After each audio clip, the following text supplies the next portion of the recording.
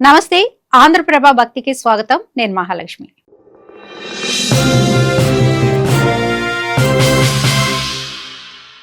కర్ణాటకలోని కొల్లూరు మూకాంబికా దేవి ఆలయం జ్ఞానం, కళలకు ప్రసిద్ధి చెందిన మహిమాన్విత క్షేత్రం.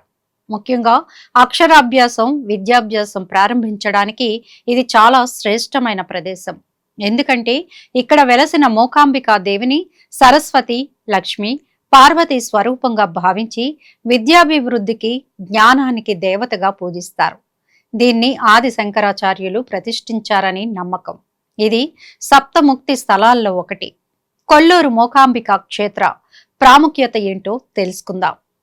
ఈ ఆలయం జ్ఞానానికి, కళలకు అంకితం చేయబడింది.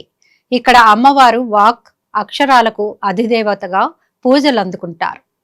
మూకాంబికాదేవి పార్వతి, లక్ష్మి, సరస్వతి దేవతల త్రిమూర్తి స్వరూపంగా పరిగణించబడుతోంది.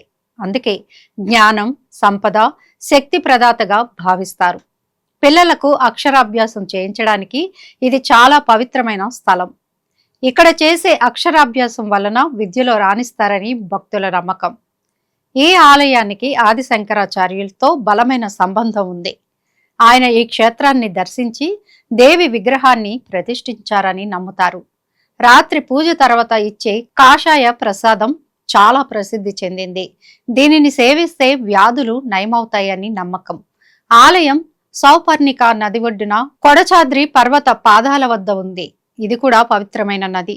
ఈ కారణాల వల్ల కొల్లూరు మూకాంబిక ఆలయం అక్షరాభ్యాసానికి, విద్యాభ్యాసం ప్రారంభించడానికి అత్యంత మహిమాన్విత క్షేత్రంగా ప్రసిద్ధి చెందింది.